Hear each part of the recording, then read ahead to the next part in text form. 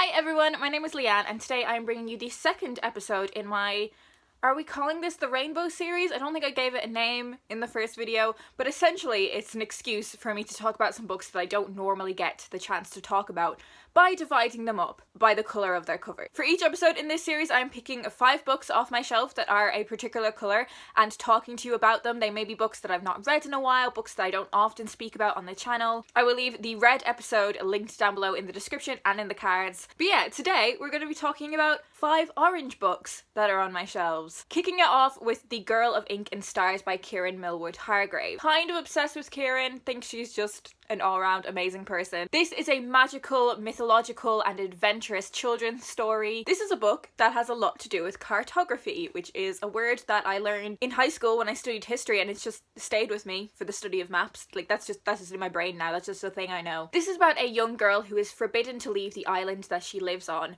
but she dreams of the faraway lands that her father once mapped. One day when her best friend goes missing, she becomes determined to be part of the search party that is going to find her. Guided by these old maps and her knowledge of the stars, she sets off on an adventure to try and find her friend, and that is where our journey begins. It's so fantastical, and I think this is a children's book that adult readers get a lot from as well. The insights of this book are beautiful. They are decorated with like compass marks and constellations. It has these beautiful French flaps which fold out into a map, and there are a few maps scattered throughout this book, of course. And yeah, this is just perfect for this video because I don't often get the opportunity to talk about this book. Another children's book, we have Patana by Jason Reynolds. This is the kind of book that I really wish had been around when I was a kid. It's published by Knights of, who are one of my favourite children's publishers. This is actually the second book in the Run Club series, which is a series of books all about these 4 kids that are all in this running club together, each of them having their own individual story, but they stand alone. You don't need to read the stories in order. Patana is super competitive, and I would have loved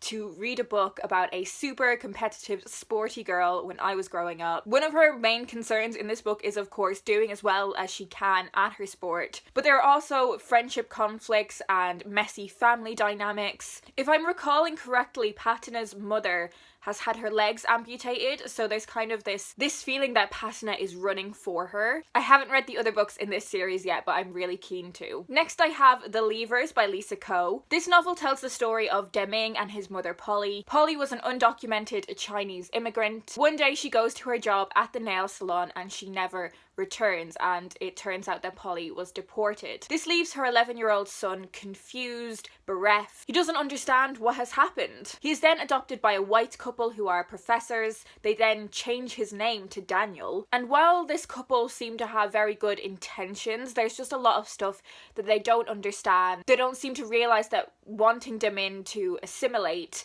is actually erasing his identity and his culture. It's set in both New York and China, and we follow both Deming and his mother Polly. It's a really touching story, and I think it leaves you with a lot to think about and a lot of things that really prompt discussion as well. Next I have Never Greener by Ruth Jones. Ruth Jones is probably most well known for playing Nessa on Gavin and Stacey, and she was also one of the writers on that show. She's an all-round incredible writer. She has written amazing TV shows and amazing books. In this book we follow Kate, who when she is 22 years old, she has an affair with an older married man. We skip forward 17 years and Kate is now a really successful actress. She is married, she has a beautiful child. The man she had an affair with is now living his own life with his wife. They're watching their kids grow up. It very much seems like this affair, this fling, is behind them until they meet again, and they are faced with the choice of whether they are gonna do the same thing. I love books with this kind of trope of looking back on previous relationships, past relationships, and wondering what if. I love that as a way of examining, you know, how things always do work out for the best. You know, there are reasons why previous relationships didn't work out. I thought all of the characters in this book were really well fleshed out, and they were complicated, they were nuanced, they all had flaws, but they all also had redeeming factors. This was a book that really took me by surprise with regards to how much I enjoyed it. And finally I have of Girl Up by Laura Bates.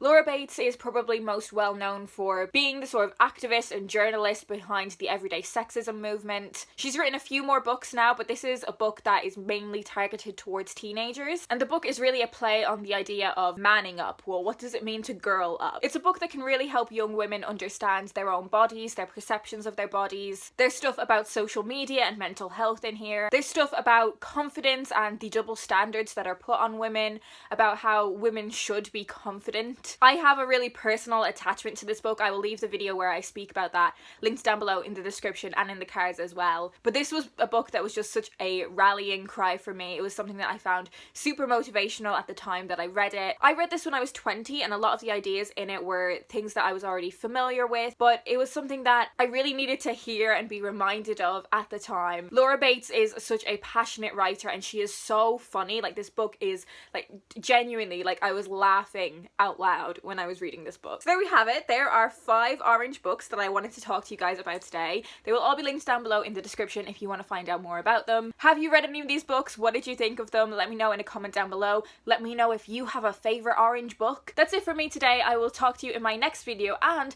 the next video in this rainbow series. Is that what we're calling it now? Okay, it's the rainbow series. That's all for me today. I hope you're doing well, and I will talk to you in my next video.